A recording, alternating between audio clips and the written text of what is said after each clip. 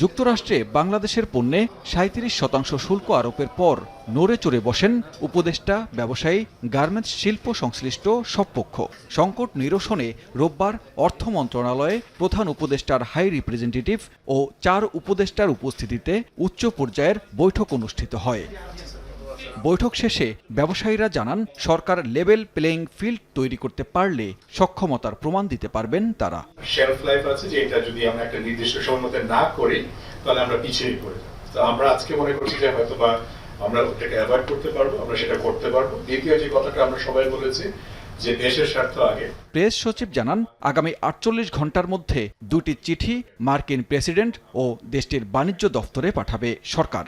একটা চিঠি যাবে আমাদের চিফ অ্যাডভাইজারের তরফ থেকে আমেরিকার প্রেসিডেন্ট ডোনাল্ড ট্রাম্পের কাছে, আর আরেকটা চিঠি যাবে আমাদের কমার্স অ্যাডভাইজারের তরফ থেকে ইউএসটিআর এর কাছে। প্রধান উপদেষ্টার হাই রিপ্রেজেন্টেটিভ ও অর্থ উপদেষ্টা জানান, যুক্তরাষ্ট্রের সঙ্গে বাণিজ্য বাড়ানোয় জোর দেবে বাংলাদেশ।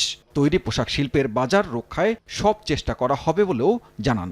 আমেরিকানরা মনে করে যে বাংলাদেশের প্রোডাক্ট অনেক বেটার অন্য দেশের তুলনায়, সেটাকে আমরা আরো এফিসিয়েন্সি বাড়াবো প্রাইভেট সেক্টরে। শুধু পণ্যের উপর এসে আসছে, আমরা অন্যান্য সার্ভিস আমেরিকা থেকে আমরা আনতে পারবো। আমাদের ট্যারিফ রিলেটেড বা মানে নন ট্যারিফ ব্যারিয়ারের যে প্রতিবন্ধকতাগুলো রয়েছে, যেগুলো আমাদের বাণিজ্যের জন্য সহায়ক, আমরা সেইগুলোকে প্রোহিবিট করা বা পুনর্মূল্যায়ন করার একটা পদক্ষেপগুলো নিচ্ছি। আগামী 1-2 দিনের ভিতরে আমাদের পজিশনগুলো আমরা ফাইনালাইজ করে ফেলতে পারবো।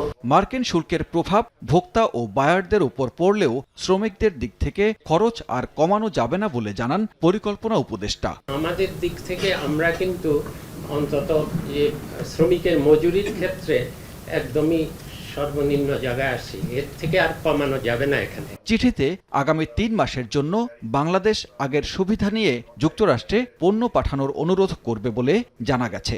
একই সঙ্গে আলোচনার প্রস্তাবও থাকবে। সানবীর রুপল, সময় সংবাদ, ঢাকা।